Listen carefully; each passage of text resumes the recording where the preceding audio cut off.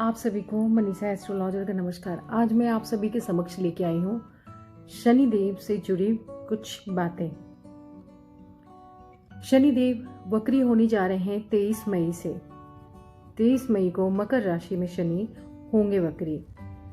आइए जानते हैं इनसे जुड़े 10 महत्वपूर्ण बातें। साल 2021 का मई महीना ज्योतिषीय दृष्टिकोण से बहुत अहम रहा है। इस महीने में अब तक लगभग 3 बड़े ग्रह गोचर कर अपनी राशि परिवर्तन कर चुके हैं और फिलहाल 3 ग्रहों का गोचर होना अभी बाकी है। साथ ही इस महीने साल का पहला चंद्र ग्रहण भी हो रहा है। लेकिन इन सबके अलावा एक और ज्योतिषीय घटना होने जा रही है जिसकी तरफ इस वक्त दुनिया भर के ज्योतिषियों का ध्यान है। दरअसल 23 मई को शनि ग्रह वक्री हो रहे हैं। ऐसे में आज हम आपको इस लेख में शनि ग्रह के वक्री होने से जुड़ी 10 बातें बताने जा रही हूँ जिनका आपके लिए जानना अति आवश्यक है। सबसे पहली बात, शनि देवता का सनातन धर्म में स्थान। शनि देवता भगवान सूर्य के पुत्र हैं। मान्यता है कि भगवान शनि के श्याम वर्ण के होने की वजह से भगवान सूर्य ने उन्हें अपना पुत्र मानने से इनकार कर दिया था। यही वजह है कि भगवान शनि अपने पिता से बैर रखते हैं। शनि यमराज के भाई हैं और माँ यमुना शनि की बहन है। शनि देवता को तीनों लोकों का न्यायाधीश कहा जाता है। मान्यता है कि शनि देवता सभी जातकों को उसके कर्म के अनुसार फल देते हैं। शनि देवता को उनकी अशुभ दृष्टि की वजह से जाना जाता है। शनि देवता की दृष्टि जिस पर भी पड़ जाती है उसका कुछ न कुछ अनिष्ट होना निश्चित होता है। मान्यता है कि स्वयं देवों के देव महादेव के पुत्र श्री गणेश भगवान की भी शनि देवता का प्रकोप से नहीं बच पाए थे। वो शनि की दृष्टिपात की वजह से उनको अपना शर गंवाना पड़ा था। लेकिन फिर भी शनि देवता सनातन धर्म में पूजनीय है। देश भर में उनके कई मंदिर हैं जहां श्रद्धा भाव से शनि देवता के भक्त अपना मत्था टेकते हैं। भगवान शनि की सवारी कर्कश आवाज वाला कौवा माना जाता है और काला रंग भगवान शनि को बेहद प्रिय है। शनि को नव ग्रहों के बीच अहम स्थान प्राप्त है जो मानव जीवन को प्रभावित करने की क्षमता रखता है। दूसरी बात, शनि देवता का ज्योतिषीय महत्व। ज्योतिषीय दृष्टिकोण से शनि का बहुत महत्व है। यह किसी भी जातक की कुंडली में दुख, रोग, पीड़ा, खनिज तेल, लोहा, विज्ञान आदि का कारक माना जाता है। ज्योतिषीय शास्त्र के 12 राशियों में से 2 राशियां यानी कि मकर और कुंभ राशि पर शनि देवता का आधिपत्य है। वहीं 27 नक्षत्रों के बीच यह पुष्य, अनुराधा और उत्तरा भाद्रपद नक्षत्रों के स्वामी माने जाते हैं। शनि तुला राशि में उच्च होते हैं और मेष राशि में नीच हो जाते हैं। शनि को लेकर लोगों के मन में यह भी धारणा बनी हुई है कि शनि लोगों का हमेशा अनिष्ट ही करते हैं, लेकिन यह पूरी तरह सत्य नहीं है। शनि अगर किसी जातक की कुंडली में शुभ पर बैठे हो, शुभ स्थान पर बैठे हो तो वे शुभ फल भी प्रदान करते हैं। लेकिन यह भी सत्य है कि शनि अगर किसी जातक की कुंडली में नीच स्थान पर बैठे हो तो सामान्य स्थिति में उस जातक का जीवन कष्टों से भर जाता है। तीसरी बात, शनि का जीवन पर प्रभाव। शनि यदि किसी जातक की कुंडली में नीच हो जाए तो ऐसे जातक को जीवन में आर्थिक, शारीरिक और मानसिक परेशानियों का सामना करना पड़ता है। जीवन में दुर्घटनाओं के योग बनते हैं। साथ ही पिता से मनमुटाव भी बढ़ जाता है। कारावास तक के योग भी बनते हैं। शनि यदि बुरी स्थिति में हो तो गंभीर रोगों जैसे कि कैंसर, पैरालिसिस इत्यादि को जन्म देता है। वही किसी जातक की कुंडली में यदि शनि शुभ फल देने की स्थिति में हो तो ऐसे जातक को सकारात्मक फल मिलते हैं। ऐसे जातक स्वभाव से मेहनती, लगनशील और न्यायप्रिय होते हैं। ऐसे जातकों को चित्त स्थिर होता है और वह काफी धैर्यवान होते हैं। आर्थिक स्थिति भी सुदृढ़ होती है और साथ ही शनि जातक को दीर्घायु भी बनाते हैं। चौथी बात, कब वक्री हो रहे हैं शनि। इसके बारे में मैं आपको जानकारी दे रही हूँ। सभी नवग्रहों के बीच शनि की चाल सबसे धीमी होती है। इस ग्रह का नाम भी इसकी धीमी चाल जिसे संस्कृत में शनि कहते हैं पर यही रखा गया है। शनि ग्रह अपने गोचर के 36% हिस्सा वक्री रहकर ही बिताते हैं। इससे आप समझ सकते हैं कि ज्योतिषीय दृष्टिकोण से शनि का वक्री होना कितनी महत्वपूर्ण घटना होता है। शनि देवता अभी मकर राशि में हैं और 23 मई को वो इसी राशि में वक्री भी होंगे। 23 मई 2021 को शनि देवता वृषभ राशि में मौजूद सूर्य देवता से 120 डिग्री के अंश से दूर हो जाएंगे, जिसके साथ ही शनि ग्रह की वक्री चाल शुरू हो जाएगी और 11 अक्टूबर 2021 तक वो इसी तरह गोचर करेंगे। 11 अक्टूबर 2021 को जब एक बार फिर से सूर्य देवता कन्या राशि में मौजूद रहकर शनि देवता से 120 डिग्री नजदीक आएंगे तो शनि देवता पुनः मार्गी हो जाएंगे। पांचवी बात, क्या होता है वक्री होना?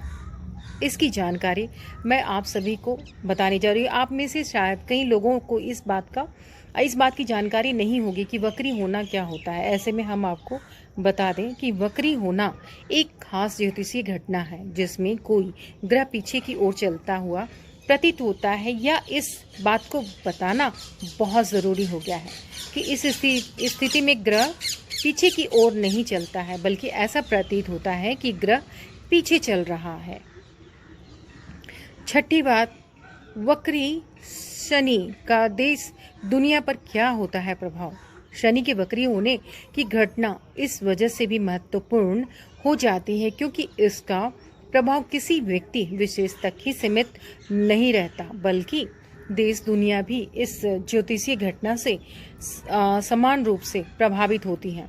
इस दौरान दुनिया भर में आपको भूस्खलन और भूकंप जैसी घटनाओं में अचानक से वृद्धि होती दिख सकती है। साथ ही बवंडर या तूफान की समस्या भी देश दुनिया प्रभावित होती है।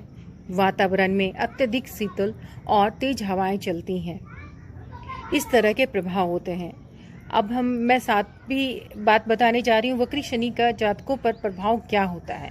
आप इसे इस तरह से भी समझ सकते हैं कि यदि शनि आपकी कुंडली में अशुभ फल देने की स्थिति में बैठा हुआ है तो शनि का वक्री होना भी आपके लिए अशुभ होगा और जीवन में इस अवधि में समस्याएं थोड़ी और बढ़ती हुई सी प्रतीत होंगी। जबकि यदि शनि आपकी कुंडली में शुभ स्थान पर बैठा हुआ है तो वक्री शनि की अवधि भी आपको शुभ फल देगी।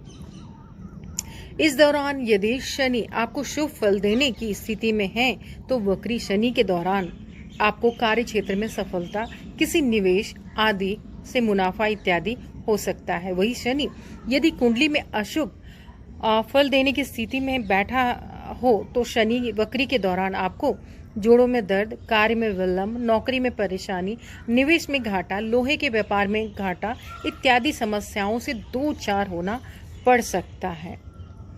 शनि की वक्री होने का प्रभाव वैसे तो सभी 12 राशियों पर पड़ता है, लेकिन इससे विशेष तौर पर वैसे जातक प्रभावित होते हैं जिनकी कुंडली में शनि की 7.5 या फिर शनि की ढैया चल रही हो। ऐसे जातक वक्री शनि की अवधि के दौरान आम दिनों से ज्यादा आर्थिक, मानसिक व शारीरिक समस्याओं का सामना करते हैं। ऐसे में आपके लिए यहाँ ये भी समझना जरूरी हो जाता है कि शनि 7.5 और शनि की ढैया क्या होती है। आइए अब आपको इसके बारे में भी बता देती हूँ। शनि की ढैया, ये 8वां पॉइंट मैं आपको बताने जा रही हूँ। शनि की ढैया चंद्र राशि से जब शनि 4थे अथवा 8वें भाव में गोचर करते हैं तब शनि की ढैया शुरू होती है। इसकी अवधि शनि के गोचर की अवधि के बराबर होती है, यानी कि 2.5 साल। इस दौरान जातक की कुंडली में शनि की स्थिति के अनुसार ये निर्भर करता है कि शनि की ढैया उसे शुभ परिणाम देगी या अशुभ परिणाम। 9वीं बात, शनि की 7.5 के बारे में मैं आपको बताने जा रही हूँ। शनि देवता एक राशि से दूसरी राशि में गोचर करने में 2.5 साल का वक्त लेते हैं। गोचर के बाद शनि जिस भी राशि में मौजूद होते हैं वह राशि उससे अगली राशि और 12वीं राशि शनि 7.5 से प्रभावित हो जाते हैं। 7.5 वर्ष इसलिए क्योंकि शनि को 3 राशियों से गुजरने में 7 वर्ष और 6 महीने का वक्त लगता है। शनि 7.5 के बारे में लोग यही सोचते हैं कि यह बुरा फल देने वाली अवधि होती है। ऐसे में आपको बता दें कि जिन जातकों की कुंडली में शनि शुभ फल देने वाला ग्रह होता है, उन जातकों के लिए शनि 7.5 नुकसानदायक नहीं होता है। आपको बता दें कि शनि 7.5 के 3 चरण होते हैं और हर चरण में ये राशि अनुसार शुभ या अशुभ फल देता है। पहले चरण में शनि की 7.5 धनु, वृषभ और सिंह राशि वालों को अधिक प्रभावित करता है। वहीं दूसरे चरण में ये मकर, मेष, कर्क और वृश्चिक राशि, जबकि तीसरे चरण में ये मिथुन, कर्क, तुला, वृश्चिक और मीन राशि के जातकों को अधिक प्रभावित करता है। आइए अब हम आपको वक्री शनि के दौरान शनि के अशुभ प्रभावों को कम करने के लिए अपनाए जाने वाले ज्योतिषीय उपाय बताने जा रही हूँ। 10वीं बात, शनि को शांत करने के ज्योतिषीय उपाय ये हैं, कुछ इस प्रकार हैं जो कि आप सभी को करने चाहिए। पहला उपाय, शनिवार का दिन शनि देवता को समर्पित होता है। ऐसे में शनिवार के दिन आप सुबह स्नान करने के बाद काले वस्त्र धारण करें। आसपास यदि कहीं कोई शनि देवता का मंदिर हो तो वहां जाकर शनि देवता के दर्शन करें और उनका सरसों तेल से अभिषेक करें। शनि देवता सरसों तेल के अभिषेक से बहुत प्रसन्न होते हैं। शनिवार के दिन किसी पीपल पेड़ के नीचे दीपक जलाएं और पीपल पेड़ की जड़ में जल अर्पित करें। दूसरा उपाय, वे जातक जो शनि देवता के प्रकोप से परेशान हैं, उन्हें मंगलवार और शनिवार को हनुमान जी की पूजा करनी चाहिए। हनुमान जी के भक्तों को शनि देवता कभी भी परेशान नहीं करते। ऐसे में आप मंगलवार और शनिवार के दिन हनुमान चालीसा का पाठ करें। रामायण के सुंदरकांड का पाठ करेंगे तो और भी शुभ फल प्राप्त होगा। शनिदेव इससे शीघ्र ही शांत होते हैं। तीसरा उपाय ये है, कुछ इस प्रकार, भगवान शंकर की पूजा से भी शनिदेव का प्रकोप कम होता है। ऐसे में आप प्रतिदिन गाय के दूध में काला तिल मिलाकर भगवान शंकर का अभिषेक करें। इससे शनि देवता के अशुभ प्रभाव खत्म हो जाते हैं। यदि अभिषेक का कार्य किसी पीपल पेड़ के नीचे संपन्न हो तो और भी शुभ फल प्राप्त होते हैं। चौथा उपाय आपको मैं बताने जा रही हूँ। भगवान शनि न्याय के देवता हैं, यानी कि वे जातकों को उसके कर्मों के अनुसार फल देते हैं, जो कि सनातन धर्म में दान कर्म को सर्वश्रेष्ठ कर्मों में से एक माना गया है। ऐसे में आप शनिवार के दिन काला तिल, काला उड़द और सरसों के तेल दान करें। साथ ही शनिवार के दिन काले कौवे या फिर काले कुत्ते को रोटी खिलाएं। इससे शनि देवता प्रसन्न होते हैं। पांचवा उपाय, शनिवार के दिन भगवान शनि की पूजा करते वक्त ओम शनिश्चराय नमः और ओम प्राम प्रीम प्रौम स शनिश्चराय नमः मंत्रों का जाप करें। नहाने के पानी में कुछ बूंद सरसों तेल और काला तिल मिलाकर स्नान करें। शनिवार के दिन मां काली की पूजा से भी शनि देवता शांत होते हैं। आज मैंने आप सभी से बहुत ही बेहतर और 9 ग्रहों में से सबसे न्यायप्रिय ग्रह जिनको हम शनिदेव कहते हैं, उनके बारे में मैंने बताया आप सभी को। तो अगर जिनकी महादशा शनि की चल रही हो या अंतरदशा हो, प्रति अंतर हो, ये जो उपाय मैंने आपको बताए हैं, ये उपाय अगर उस बीच या उस दौरान करें तो इसका फल जरूर मिलेगा आपको और शनि के प्रकोप से आप बच सकते हैं। शनि से जुड़े या अपनी कुंडली से जुड़ी कोई भी बातें आपको हमसे पूछनी हो तो आप हमारे दिए हुए नंबर पे संपर्क कर सकते हैं अथवा हमारी वेबसाइट पे भी विजिट कर सकते हैं। तो आप सभी को मनीषा एस्ट्रोलॉजर का नमस्कार। आप सभी का बहुत बहुत धन्यवाद।